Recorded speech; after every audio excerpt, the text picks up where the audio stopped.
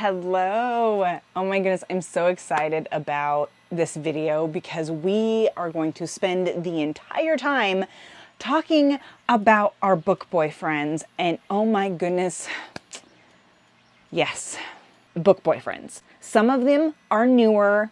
They're in series from the last couple years that people have been talking about.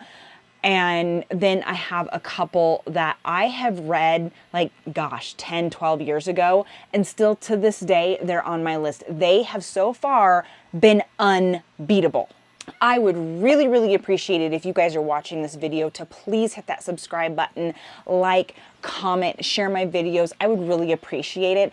I'm just someone here who just wants to chat with people about books. I wanted to create this YouTube channel specifically to create a book community. I want you guys to interact with me. I want to know what books you guys enjoy. I would love your guys' book recommendations. So if you're watching this and you've yet to see me talk about a book, please recommend it so that I can add it to my list of reads. I would so appreciate that. I want to talk about our favorite books. I want to talk about our book boyfriends. I want us to be book friends, okay?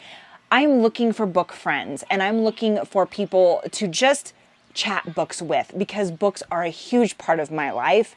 And if you relate to any of the book boys that I'm going to be talking about today, also let me know down in the comments below. Even if you disagree with me, because that's part of being a community, right? We don't always have to agree on everything. Oh my gosh, I'm totally showing off my knee. I am a runner. I have another channel where it's like talking just all about running, and I totally biffed it. I got like my hand too.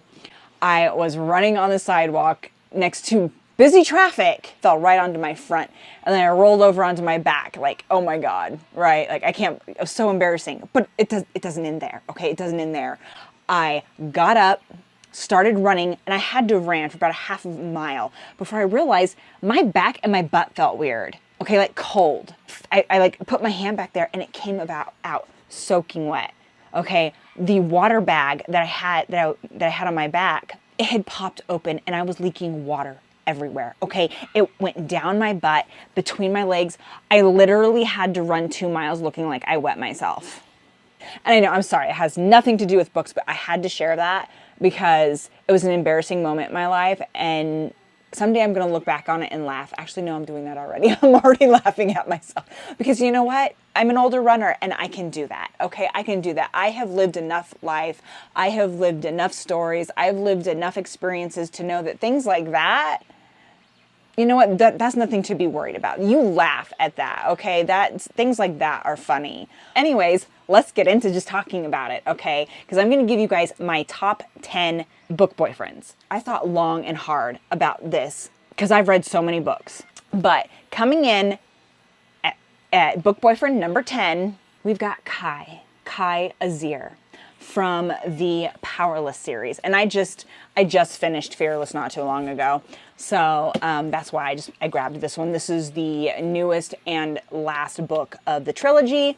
This was not a top read for me. I'm not going to get into what I rated it or anything like that. It's going to be in a video that I'm doing in May when I talk about my April reads. So if you're interested in more of my opinions on the story itself and what I rated it and things like that, then be looking for that video. I love Kai, okay? He is everything that I'm looking for in a man. He's definitely troubled. He's been through a lot. His dad, the king, literally beat this man to death, okay? Not literally to death. He shaped him to be a killer. Such a sad story. The things that he's been through. But his ability to love, oh my gosh, it melted my heart.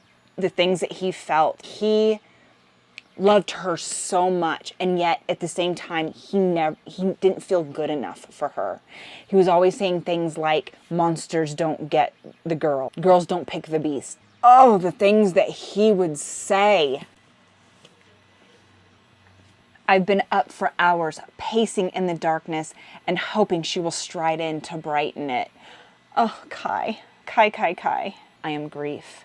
I am sorrow. I am anguish alike. Oh, man, this guy, I'm telling you, the way it's written, the way he talks about his love, is like he was blind and he couldn't see, and then suddenly she walks in and suddenly everything brightens up. He can see things. He can see the sun. He can see the clouds. He can see the colors. He can see the flowers, the grass, the birds. He's fire, guys. He's fire. Coming in at book number 8, I absolutely love Cassian. I believe in the whole ACOTAR series that Cassian is one of the most underrated characters. I feel like everybody talks about Azriel. Okay, Azriel seems to be a lot of people's favorite in the ACOTAR series, and I'm not saying I don't like Azriel. I like him as a character, and I could definitely see us being friends. I like Cassian because even though, yes, he does have his own, he has a few of his own issues, he's really well put together. I mean, he's been through some things, right? But he's come out of those with a pretty good head on his shoulders, a pretty good standing of where he's at. He's accepted these things and he has worked through them, and he's like a rock and a pillar. And then you've got Nesta, who is going through all sorts of traumas and, you know, having to work through all these emotions and things which she's not very good at doing. And he is so patient with her. Like, she has been so mean to him, so mean to the people around him, and yet he's been so patient. And I think part of why I love Cassian so much is because he kind of reminds me of my husband. He was just such a rock, and he helped her through, gave her room to breathe. He gave her room to grow the way she needed to grow. And then he did everything in his power to help her as this humongous support system. But then he also acknowledges the fact that Nesta is strong, that she's worked hard, trained hard. He knows that she is capable. He trusts that she's going to be able to handle it, that she's going to be strong enough. And you know what? There's nothing hotter. I'm sorry. There's nothing hotter in a man who can look at his woman and go, yeah, I love you. I want to help you. I want to be with you. I want to support you. But I also know that you got this shit. That is hot. I love a man who will stand up for you. I love a man who will fight your battles for you when you want them to. But I also respect a man who will go, you can do this. You've got this. And then again, that just reminds me of Cassian and how he was with Nesta. Like, she would run down these stairs, and these like tons of stairs, and then she would come up, sometimes banged up, right? And he would just be leaning against the wall up top, and he's like, so how many stairs did you make it this time? Didn't try to stop her, didn't tell her she was dumb, didn't say you can't do it, right? He understood. Such a supportive man, and I absolutely love him. Book boyfriend number 8. Boom. We have Castile. Okay, but of course in this book, he's known as Hawk. I love Castile. Okay, this book, book 1, was a 5-star read for me. I talked about some of these books in some past videos if you want to check those out. Some of the other books I didn't like so much, okay? And those were for other reasons, but that had nothing to do with Castile. Castile, I absolutely adore. Okay, absolutely adore. Okay, it's Poppy I had issues with. She had Castile. Why does she need any other man? Okay, Castile is all of it wrapped up in a nutshell. Okay, he is strong. He is badass. He could take down anything, right? Like, he is super powerful. And he compliments her so much. But I just love his strength. I love his character. I love his laid back personality. Like, he'd go for anything. She literally wanted to do a whole ritual later on in the series where she literally has a threesome with his best friend and him, and he was all for it. Like, whatever she wants. He would do anything literally that she wanted to do.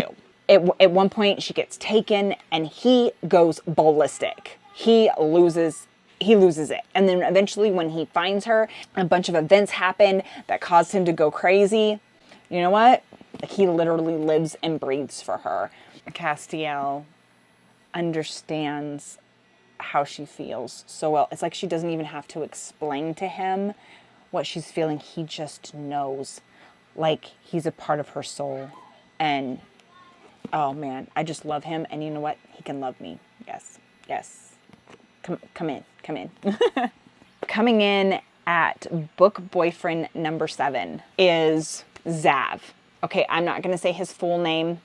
And of course, I don't have the physical book. I listen to these on audiobooks, but I'm going to put book 1 up here if you guys have not read it or have not listened to it. They're so good. Okay, he is quite interesting. He's a little snarky and he's kind of arrogant, which is why he's number 7 on my list. And the shoes, the ridiculous shoes. Okay, babe, you gotta fix your shoe problem, okay? But y'all, he's a dragon, okay? He's a dragon shifter. So some of the arrogance is expected.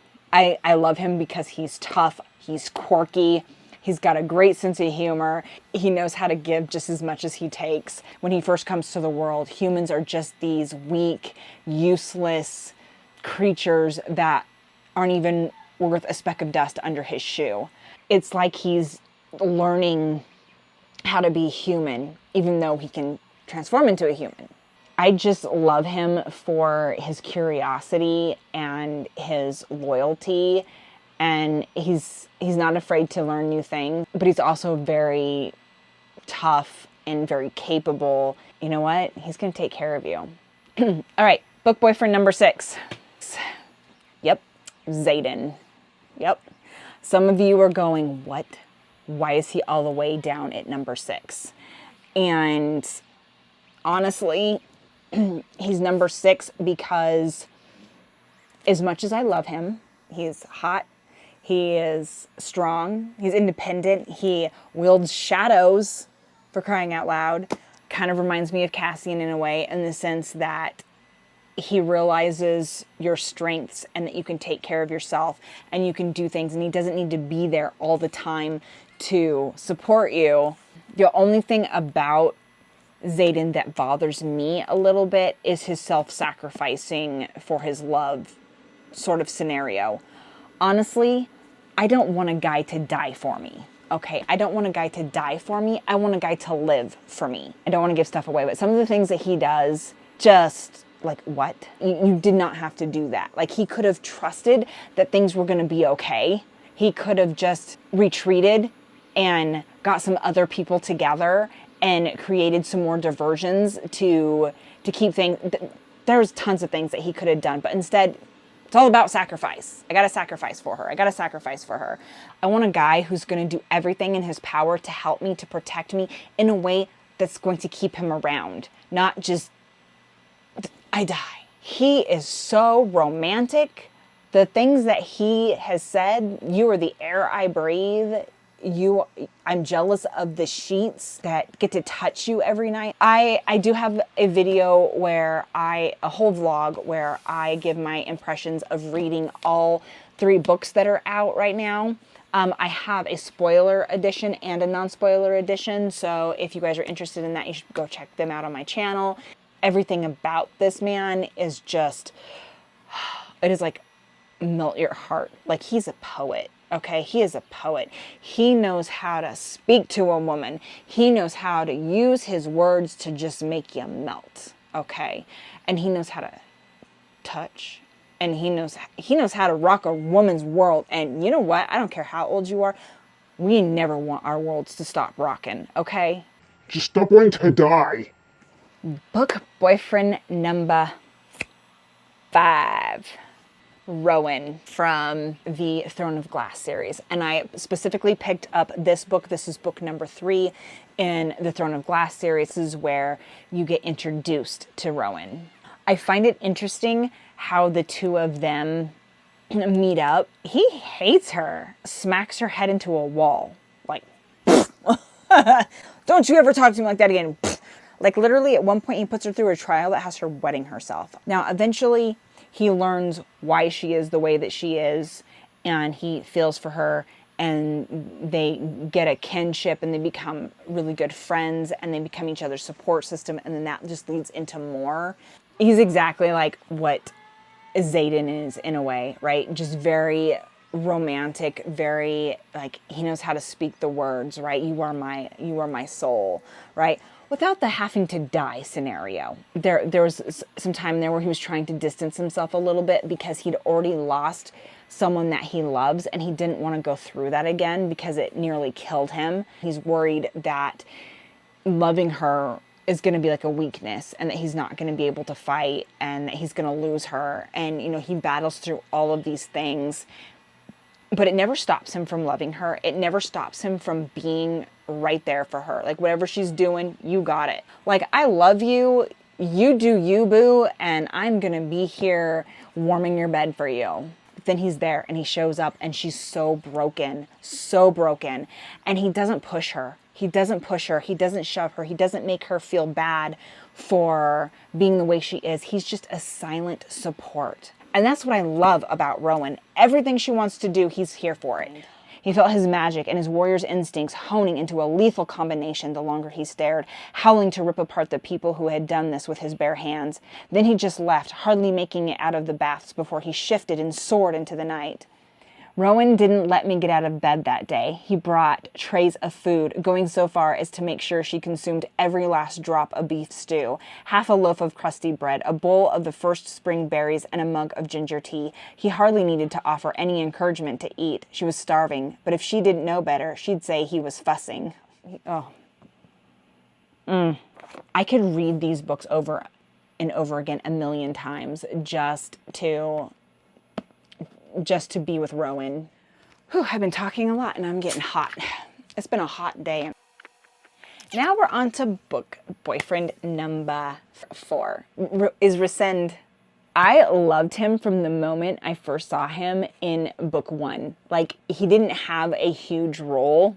You kind of see him in passing, right? Like, he kind of helps her out of a situation, but he kind of gives this bad boy. The way he was described in the very beginning, I was like, hot. You know, when I was making my list of my top 10 boyfriends, I kind of realized I have a type. I have a type. And that is men who just support when you're going through shit. He was so supportive of her.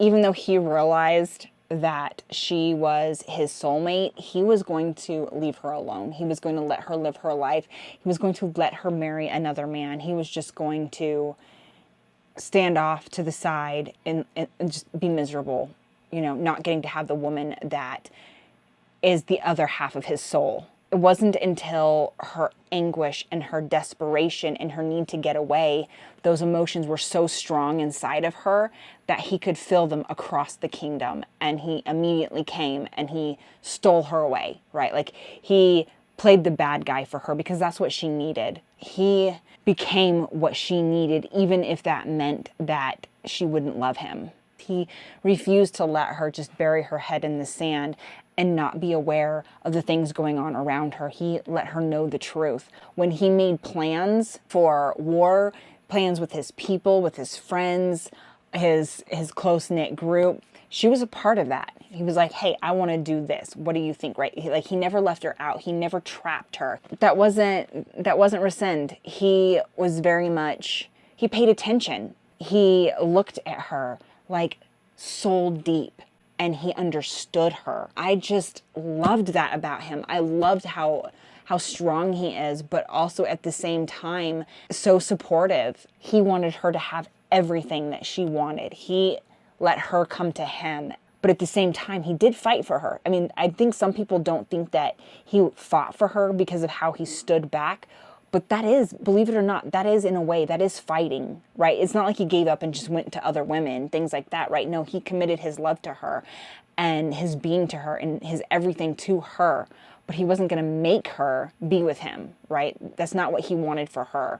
This guy has it in spades, on top of the fact that he's gorgeous. Book boyfriend number 3 is Dimitri from Vampire Academy. Yes, an older series. And do not use the TV show and the movie as an example because they were horrible. And oh my God, who did they have playing as Dimitri? Just another one of those things where it proves that movies and TV shows ruin books. Absolutely love Dimitri. He is this, he comes in the beginning, comes off across as this big badass guy, right? Like this tough shell, you can't crack him. He's, you know, he's independent, like, you know, I'm a soldier, leave me alone. I got better things to do, right? Than hang out with little kids, right? I mean, because even though she's not a little kid, he is like 7, 8 years older than her, and he's her teacher. He's her fight teacher, and they kind of fall in love with each other. The thing I love about him the most, and part of why he's in my top 3, is he is honest to a T. Like, he will give it to you straight. He's always been that way. And if the one thing that gets me about men, or about women, or about anybody in any relationship, honesty is so important. Communication and honesty. You have to be open about everything. If you're getting ready to go into a relationship, or you're in a relationship and all you want to do is hide half of who you are, then you should not be in that relationship. That's what I love about Dimitri. He's just so open and so honest, and he will tell it how it is, even if it makes her mad, even if that means they end up in a fight, right? Like, he has these codes that he follows that are so important to him and make him who he is. And she pushes that boundary, and I just love that whole dynamic between the two of them. But like, if you could imagine somebody showing up on a white steed to save the day, to rescue you, that would be Dimitri. Okay, book boyfriend number 2, the Shadow Beast.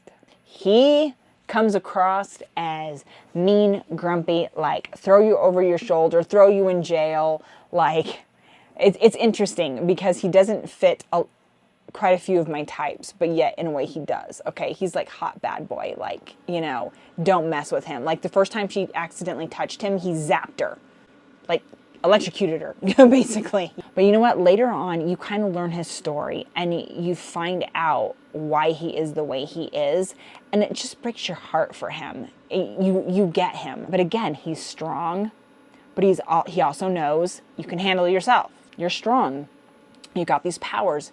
You don't need me to defend you, but I'm going to be here and I'm going to do it, right? Like, there's times where she's made a couple dumb mistakes that have almost killed her, and he has went ragey, and I love it. Oh my gosh. He just went total, full-on Shadow Beast, like, wah, right? Like, and at one point she almost dies, and then she comes back and he's holding her, and everybody else who loves her is like on the outside of this giant inferno and everything like that, and they're on the outside going, hey, could you tell him you're alive, that you're not dead, so he can like beast down and we can get to you? And she's just like looking up at him, right? And she's like, hey, Shadow, I'm okay. I didn't die. I'm okay. You know, you can calm down. And it took him a bit, right? Like, when he thought that she was dead, he probably would have destroyed the world. Ooh, so hot. So hot. Yes, give me a piece of the Shadow Beast, because I'm here for it. Yes, please. Oh, and his mouth. His mouth. Oh. He wants to have control. Like, take charge. Like, all right. And then this is going to be the last one. It's Curran from the Magic series. He is a lion shifter. And so he's kind of rare. He's the only lion shifter that they know of. And he's not a regular colored lion that you would think of. He's like a gray, silvery type lion.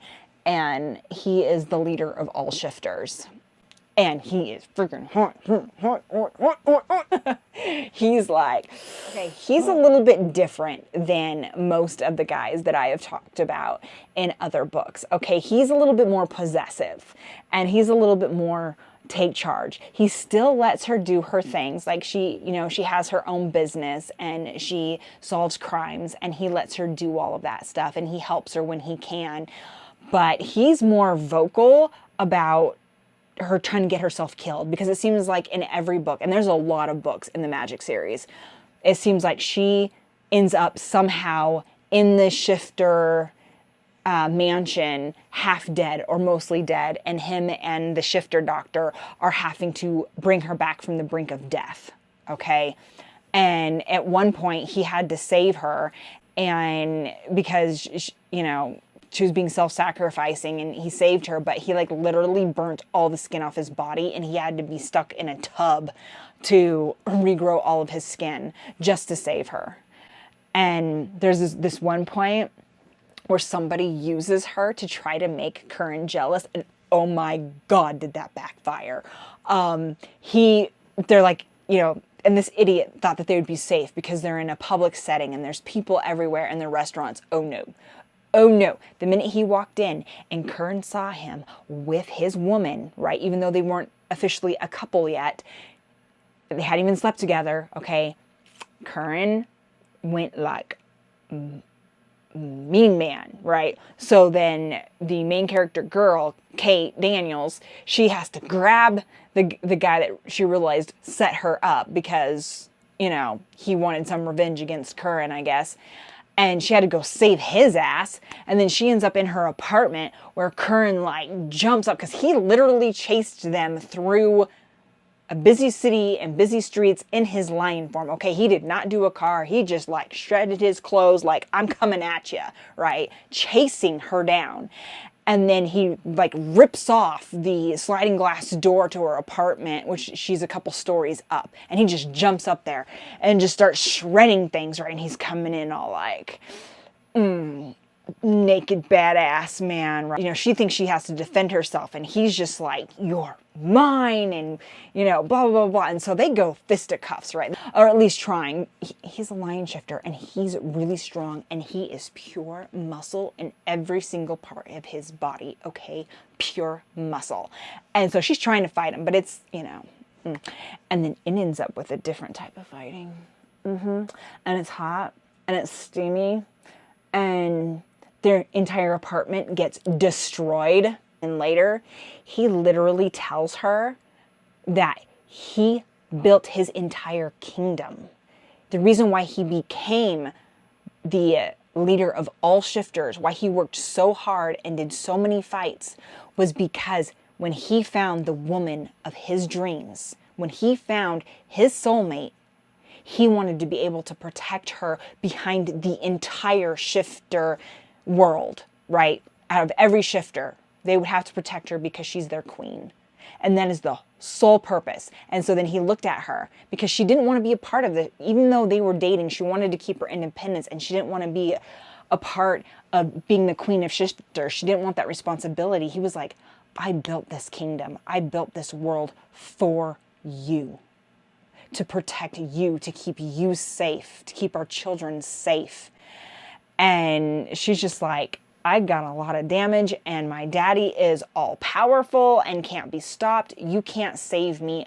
I'm going to die at some point. And he's like, then I will die too. He is so protective of her. Anything bad's going to happen is going to happen to Kate Daniels. Like, she goes through hell. And if you guys have not read these books, you guys need to. If you guys have never met Curran, you need to meet Curran. Curran is like the best book boyfriend in the entire world. And again, like I said, I still got more books to go through later this year and in the next few years, but I genuinely do not see anybody ever topping Curran in my heart. He is just, he's everything. I have listened to the Magic Series books a million times on audiobook, and I'm getting ready to do it again, actually, just because of Curran.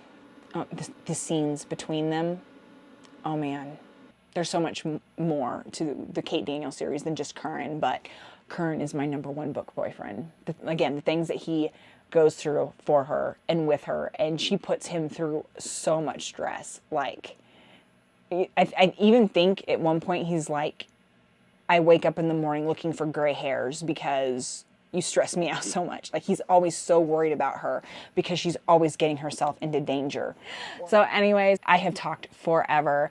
I hope you guys enjoyed this video. Let me know if you relate to any of these boys, if any of these book boyfriends are on your list, and let me know who your #1 is. I'll see you guys in my next video.